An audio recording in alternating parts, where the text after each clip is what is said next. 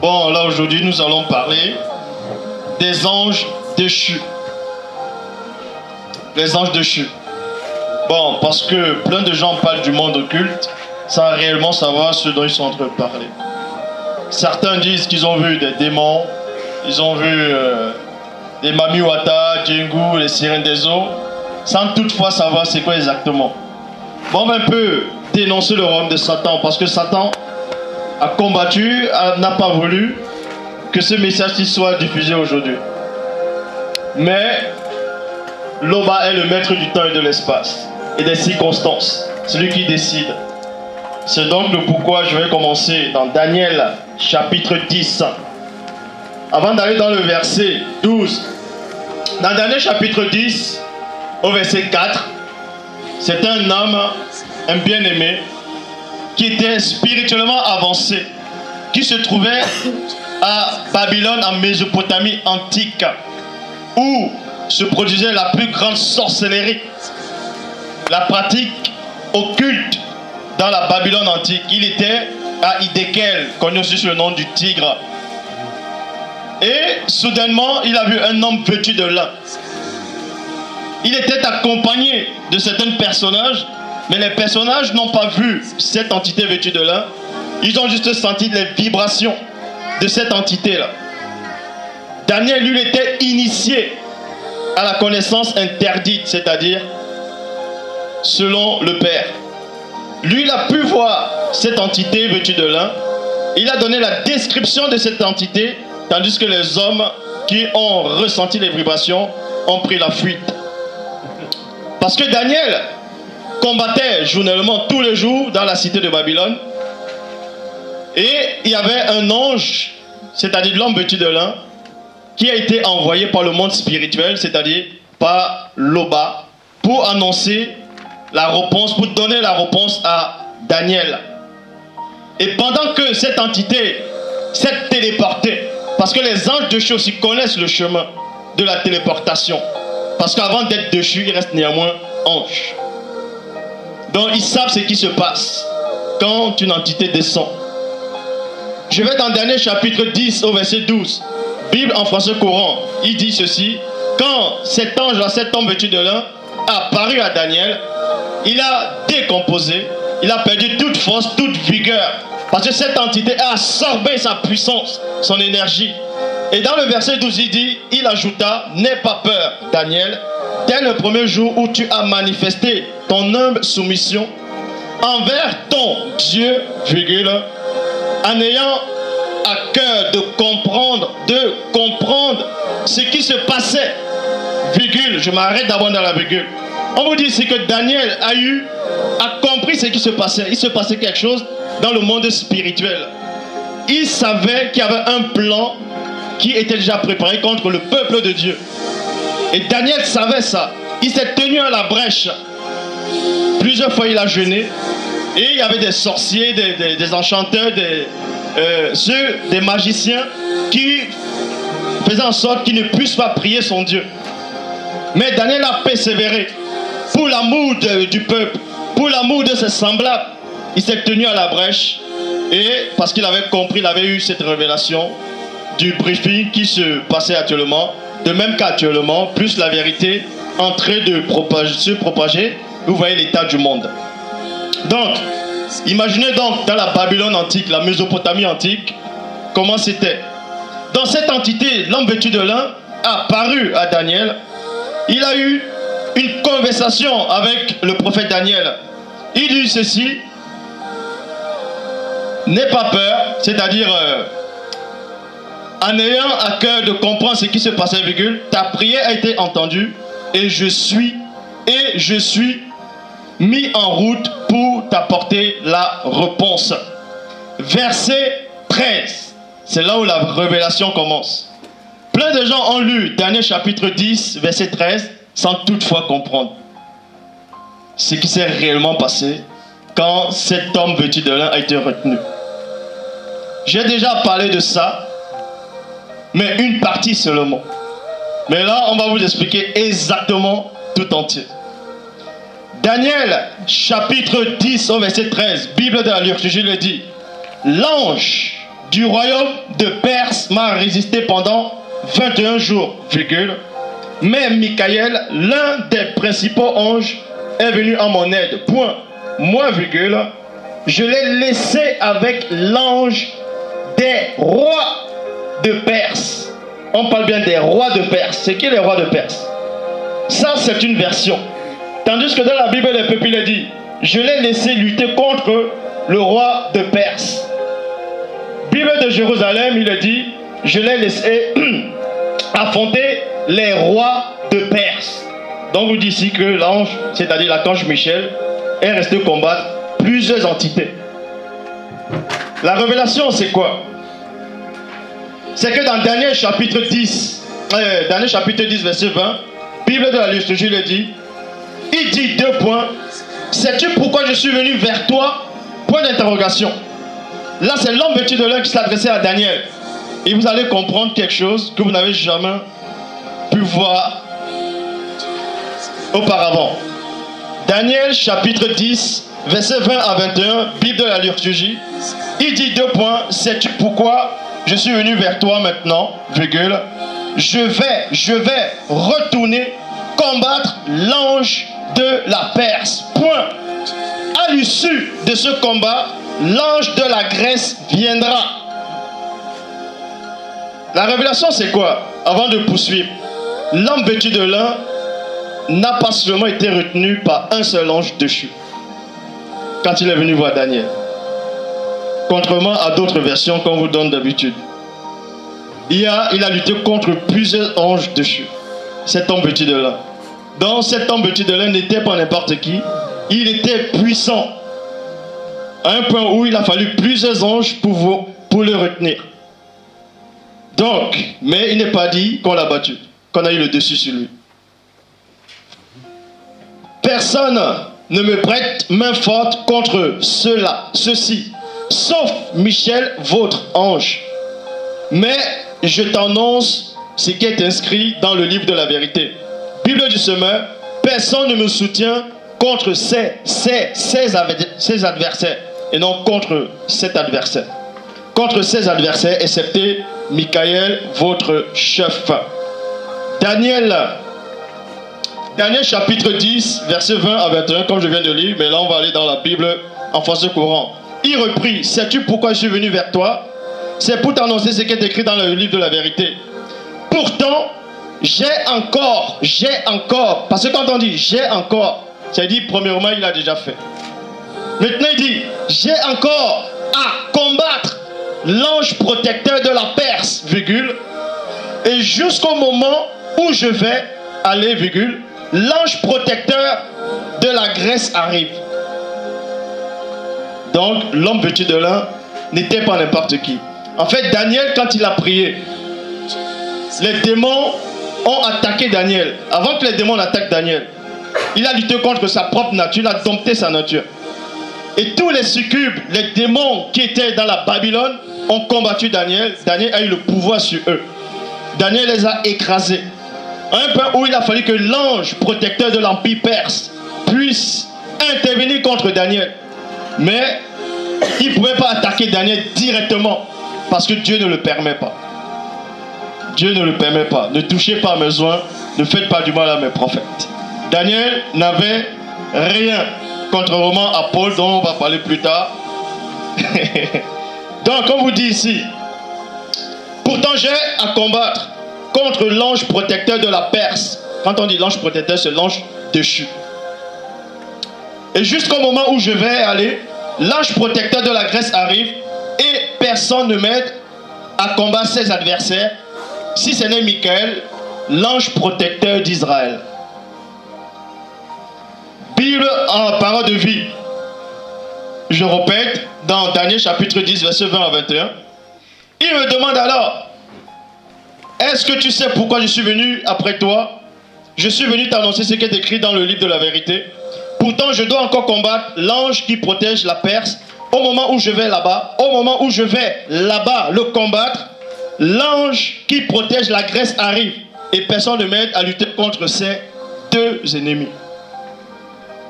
Donc, il a lutté contre deux anges déchus, à lui tout seul.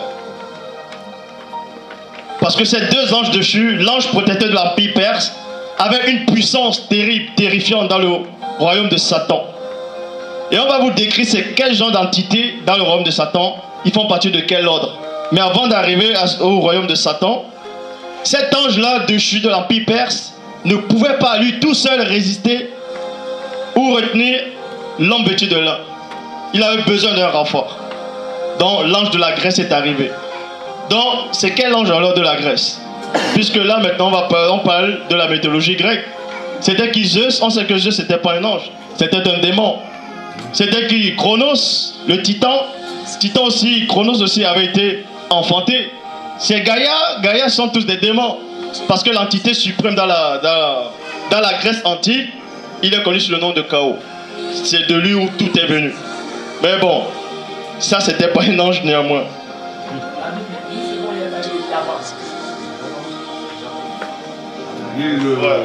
Le roi de Javan. Mais ici c'est la Grèce. Daniel chapitre 11, verset 1, Bible parole de vie. Je l'ai moi-même aidé et soutenu la première année où Darius le Médès était roi. Dans l'homme vêtu de lin, il dit lui aussi avait aidé Michael. Pendant la première année où Darius de Médès était roi, il a aidé Michael en quoi? À combattre aussi. Donc il se passe des choses dans le monde spirituel vous ne pouvez pas imaginer. Ce qui se passe actuellement là, parce que vous êtes assis là, vous ne savez pas la bataille qui se produit. En plus nous sommes où? En Allemagne. Vous savez ce qui s'est passé. Vous savez l'état d'esprit qui est ici.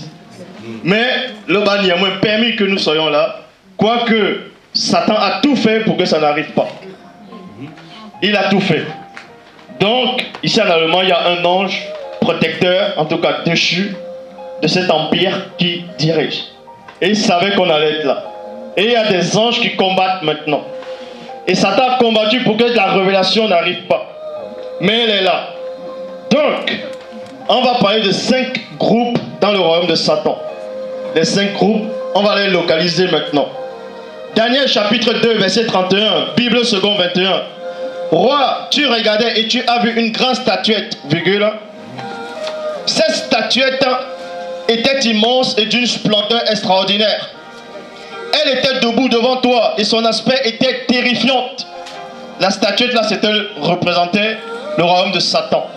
Parce que même dans le plan des croyants, ceux qui marchent avec le bas, l'église c'est un corps. Et on vous dit que Christ est la tête de l'église. De même que dans le royaume de Satan aussi, ça représente une statuette, un corps, avec une tête. Et ils sont formés de 5 groupes. On va localiser ces groupes-là maintenant. Daniel chapitre 2, verset 32. Bible second 21. La tête de cette statuette était en or pur. La tête de cette statuette était en or pur. Et c'est Satan dans le royaume. C'est un système pyramidal. Dans la tête d'or pur représente Satan, Lucifer, le jadis Ouin. C'est aussi le pourquoi, quand Boussi avait été fait Dieu, il y a eu un veau d'or qui a été fabriqué quand Boussi allait sur le mont Sinaï. Et le veau d'or là symbolisait aussi toujours Satan. Donc, la tête de cette statuette était d'or pur, sa poitrine et ses bras en argent. Là, ce sont des anges déchus placés sur l'argent, c'est-à-dire c'est d'autres catégories dans son royaume. Son ventre et ses cuisses en bronze. Vous voyez?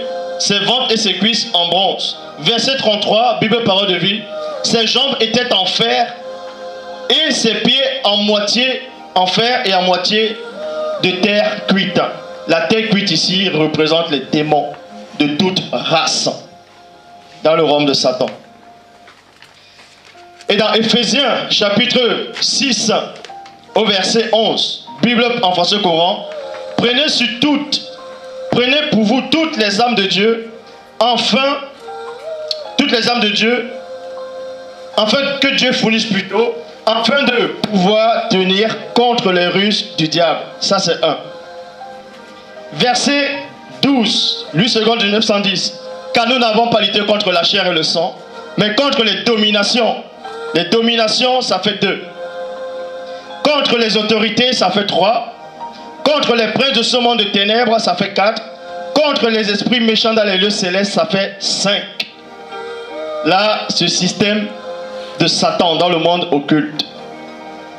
Bible Ostéval. Car nous n'avons pas lutté contre la chair et le sang, mais nous n'avons pas lutté contre la chair et le sang, mais contre les principautés, contre les puissances, contre les princes de ténèbres de ce siècle, contre les puissances spirituelles de la méchanceté dans les lieux célestes. Dans Éphésiens 2:2. Vous ne vous rendez pas compte des adversaires qui sont en face de vous. Eux, ils sont sérieux. Quand vous voyez l'état du monde, ils veulent dominer le monde. Pour que l'homme n'arrive pas à dominer le monde actuellement complètement, c'est parce que vous êtes encore là. Si vous ne savez pas. C'est parce que vous êtes encore là. La parole est toujours là sur la terre. Donc, les dominations, c'est l'argent. Ça représente l'argent. Autorité représente le bronze. Et les pierres, c'est-à-dire les princes de ce monde de ténèbres représentent le fer. Les esprits méchants dans les lieux terrestres, célestes représentent les démons, c'est-à-dire la terre cuite.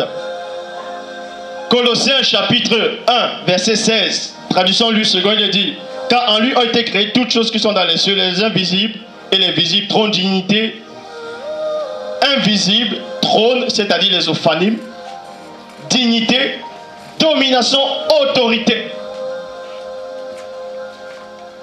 Et dans le royaume de Satan, il y a les dominations, il y a les autorités. Donc, on vous montre que dans le royaume de Satan lui-même, il n'est pas n'importe qui dans son royaume. C'est-à-dire même dans le monde spirituel. Mais il a été écrasé déjà. Il est peut-être grand pour ceux qui l'aiment, ceux qui l'adorent, mais c'est un marchepied maintenant pour ceux qui marchent avec le Père. Donc vous dit ici, les dominations, les autorités, c'est un groupe d'étoiles. On va entrer plus en profondeur. C'est un groupe d'étoiles. Apocalypse chapitre 12, verset 4, traduction Abbé Filion, il est dit: et sa queue entraîna la troisième partie des étoiles du ciel. Dans le grand dragon, c'était Satan. Et quand il est tombé, il a entraîné le tiers des étoiles et non le tiers de toute l'armée. Mais le tiers des étoiles, parce que c'était ces anges-là qui sont avec Satan, sont considérés, c'est un groupe d'étoiles. Et il les jeta sur la terre. Et le dragon se tint devant la femme qui allait enfanter, afin que, lorsqu'elle l'aurait enfanté, il dévore son fils. Mais comment? Qu'est-ce qui s'est réellement passé? Daniel, chapitre 2, verset 34, Bible en français courant, il est dit ceci: tu as contemplé cette statuette, tu as contemplé cette statuette jusqu'au moment où une pierre, dans d'autres versions on dit, la pierre a été lancée sans le secours d'aucune main. Mais on ne sait même pas d'où la pierre elle est venue. Tandis que dans la Bible en français courant, on vous donne l'origine de la pierre. On dit jusqu'au moment où une pierre s'est détachée de la montagne. Et c'est quoi cette montagne-là? Et la pierre s'est détachée de la montagne sans l'intervention humaine. Elle a frappé, elle est venue frapper le pied de fer et en terre cuite de la statuette et il les a fracassés. Pourquoi la pierre n'a pas frappé la tête directement? Parce qu'on frappe d'abord, c'est fragile. On frappe où il y a l'Achille, c'est fragile. Dans la pierre, bam, le talon d'Achille, ça frappe. Donc, le royaume de Satan est tombé, puisqu'on les a vaincus. Apocalypse 12 et 7. Satan a compris que son royaume, il y avait une faiblesse. Il a compris quelque chose. Qu'est-ce qu'il a compris?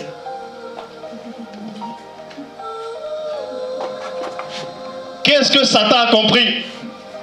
Quand Christ dit, le royaume de Satan fait quoi? N'est pas divisé. Mais si Satan se combat lui-même, il ne pourra pas tenir. Satan a compris quelque chose. Que quand on a frappé la statuette, on a frappé la partie la plus faible. Donc il a solidifié son royaume maintenant. C'est pour ça que l'état du monde est ainsi. Si vous ne savez pas. Pourquoi on vous donne la révélation dans Daniel chapitre 3, verset 1. Remarquez que celui qui avait eu ce rêve, ce son, cette vision, c'était le roi Nebuchadnezzar. Dans d'autres versions, c'est Nebuchadnezzar. Et il n'était pas n'importe qui aussi, cet homme-là. Donc, premièrement, Nebuchadnezzar avait une statuette, il y avait l'or, il y avait l'argent, le bronze, le fer et de l'argile. Et on a renversé ces statuettes-là. Le talon d'Achille, on l'a frappé. Et plus tard, le même roi, regardez ce qu'il fait. Daniel chapitre 3, verset 1. Bible en français courant. Le roi Nebuchadnezzar fit construite une statuette d'or. Pourquoi la statuette d'or? Donc on a renforcé le royaume de Satan. Il a renforcé son royaume. Donc Satan, la première statue c'était, la tête c'était en or. Et toute la statue devient en or maintenant. Pour dire que Satan, c'est lui qui tient tout maintenant. La discipline totale dans son royaume. C'est pour ça que Christ dit, Satan ne va pas lutter contre lui-même. Parce que de la tête aux pieds, c'est lui maintenant. Qui commande, qui tient les ficelles. Donc, il a renforcé son royaume.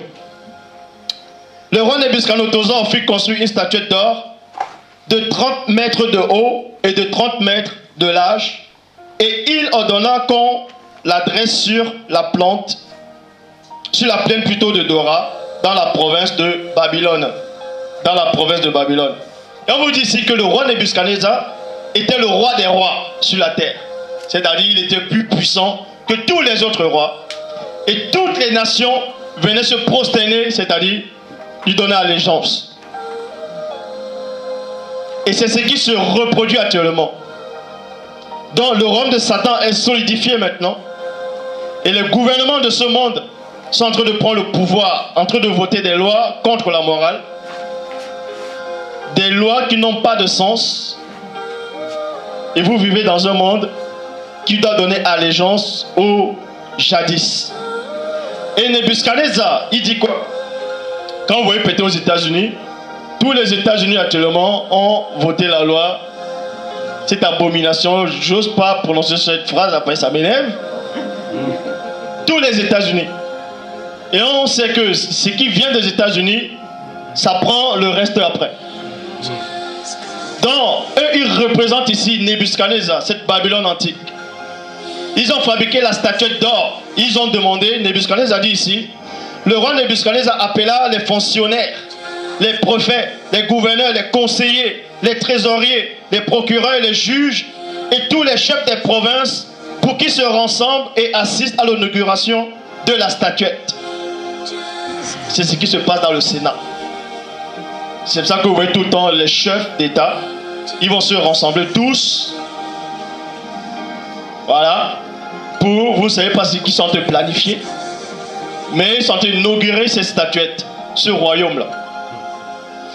Daniel, chapitre 3, verset 3, Bible en français courant. Tous ces hauts fonctionnaires se rassemblèrent donc et prit place devant la statuette, virgule, pour la cérémonie d'inauguration. Verset 4, Bible parole de vie. Le maître de cérémonie cria avec force. Il y a un maître de cérémonie. Et c'est qui le maître de cérémonie? Dans ce monde, c'est qui le maître de cérémonie? Vous ne savez pas? C'est les journalistes. C'est les médias. Si vous ne savez pas, ils travaillent. Les médias vous remplissent la tête. Ils vous font croire ce qu'ils veulent. On vous lave le cerveau.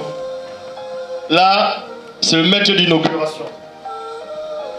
Daniel chapitre 3, verset 5, Bible second 21. Au moment où vous entendrez le son de la trompette, de la flûte, de la guitare,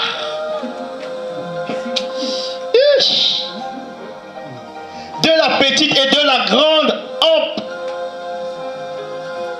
Oh. Alors, de la cornemuse et des instruments de musique de toutes sortes. Pourquoi pas des instruments de musique? Aïe. Vous savez ce qui se passe là? Vous vous prosternerez et vous adorez la statuette d'or que le roi Nebuchadnezzar a adressée. Ézéchiel 28, 13, Bible du semeur. Tu étais en Éden, dans la bonne version c'est tu étais comme l'Éden, le jardin de Dieu. Tu étais couvert de toute espèce de pierres précieuses, de sardane, de topaz, de diamants, de chrysolite, d'olive, de jaspe, de saphir, d'émeraude, d'escarboucle et d'or. Et on dit ici, tes tambourins et tes flûtes étaient d'or, d'ouvragé, comme Satan lui-même, comme son royaume. Et il fut préparé le jour même où tu fus créé. Ils ne vont pas chercher les gens pour mettre en prison parce que j'ai fait ce rêve avant de venir. Traduction Abbé Filion. Tes instruments de musique ont été préparés le jour où tu fus créé. Donc, quand on a inauguré la statuette, on devait chanter. Parce que Satan lui-même, c'est un chanteur. C'est pour ça que Ézéchiel devait lui répondre selon sa folie. Il devait lui parler avec son langage. C'est pour ça qu'on dit à Ézéchiel, prononce une complainte sur le roi de Tyr. Une chanson. 2 Corinthiens chapitre 12 au verset 7. Nouvelle Bible seconde. À cause de l'excellence de ces révélations, point. Aussi pour que je ne sois pas trop orgueilleux. Ça dit qu'il était un peu orgueilleux. Vous regardez quoi dehors? Trop orgueilleux. Il m'a été donné une écharpe dans la chair, un ange de Satan, pour me frapper, pour que je ne sois pas trop orgueilleux. Donc, l'ange déchu, dans Daniel 10, n'a pas pu toucher Daniel. Parce qu'il n'y avait pas l'orgueil en Daniel. Il n'y avait rien. Mais Paul, on l'a touché. Parce qu'il était orgueilleux, mais pas trop. C'est pour ça qu'on dit, pour que je ne sois pas trop orgueilleux. Quand on dit trop, ça dit d'une part tu as quand même. Genèse chapitre 6, verset 1. Les hommes commençaient à devenir nombreux sur la face de toute la terre et les filles les étaient nées. On va vous donner l'origine des anges déchus. Parce que plein ne savent pas. Ceux qui se disent bishop, maréchal, bref, c'est rigolo. Disent que les anges déchus, quand ils sont tombés, sont devenus des démons.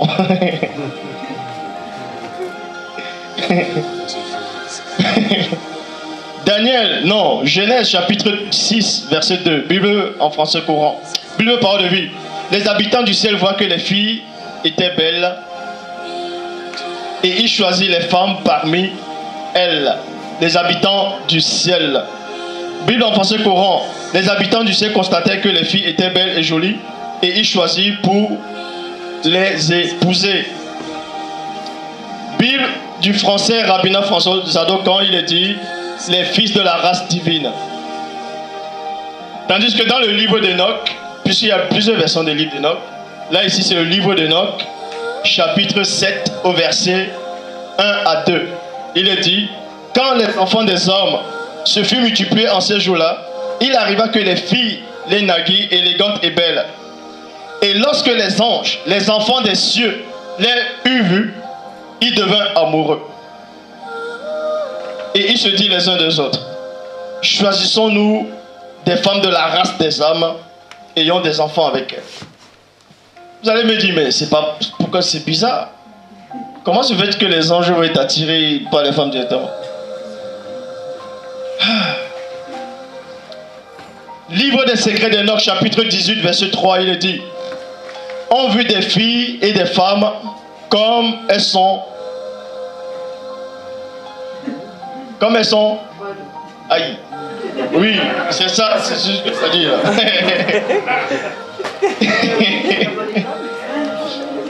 Et on vous dit ici, ils ont pris eux-mêmes des épouses, ils ont corrompu la terre avec les actions, et en tout temps et en tout âge, on fait l'anarchie et le métissage. En fait, les anges déchus, ils ont chuté premièrement. La première chute. Et quand, c'est-à-dire l'Esprit de Dieu s'est retiré d'eux, c'est après qu'ils sont venus, ils ont couché avec les femmes. Si vous ne savez pas. Sinon ça contredit ce que Christ dit. Qu'au dernier jour, la femme ne prendra pas l'homme, ils seront comme des anges de Dieu.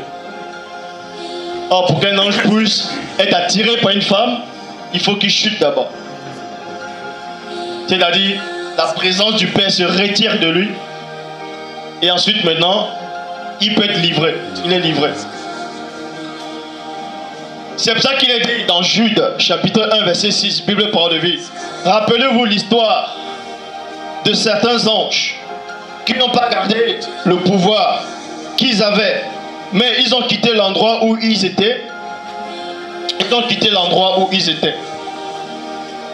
Alors Dieu les garde pour toujours en prison dans la nuit en attendant le jour du jugement. Et quand vous lisez la suite, on dit la même chose, qu'ils ont pratiqué les mêmes choses que les habitants de Sodome et Gomorrhe. Ils ont fait des choses contre nature. C'est-à-dire qu'un ange couché avec une femme, c'est quelque chose d'abominable. C'est contre nature. Parce que Dieu ne mélange pas deux espèces distinctes. Vous voyez? À moins qu'il se débrouille, il naît par une femme. Et là, il peut. Mais en tant qu'ange, ça ne colle pas. C'est contre nature. C'est une abomination. C'est une abomination. Donc là, on vous a montré le royaume de Satan, comment il est composé. Et c'est pour ça qu'il y a le mystère des Jeux olympiques. Il y a d'abord l'or, ensuite l'argent, le bronze. Vous voyez? Donc Satan sait ce qu'il fait. Et on sait que les Jeux olympiques ont été faits pour l'honneur des faux dieux grecs. Donc, vous êtes en plein dedans. Réveillez-vous. Réveillez-vous du sommeil. C'est à vous d'écrire l'histoire. C'est à vous de protéger vos enfants qui sont encore petits. C'est à vous de les tracer le chemin. Ne regardez pas l'état du monde en disant « Oh, comment on va faire il y a trop de mal. » Mais Daniel, il était tout seul ou pas? Ben, il avait aussi des amis. Hein?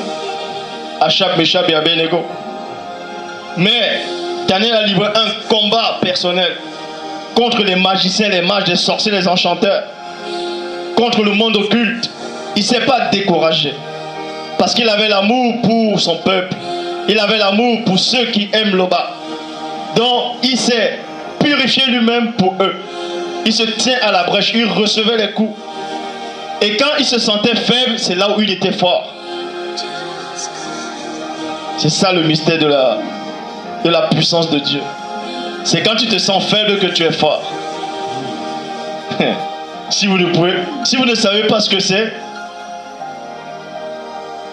ça. C'est le Saint-Esprit qui te donne cette compréhension.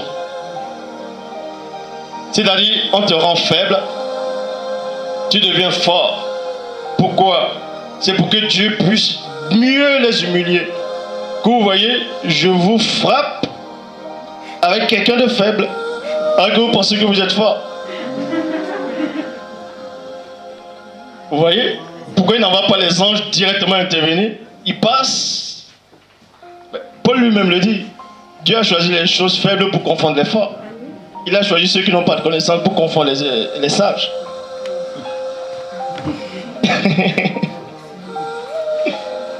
Donc, soyez vigilants. Je sais que là, il y a l'atmosphère, ça fait du bien, vous vous sentez bien, les soucis disparaissent.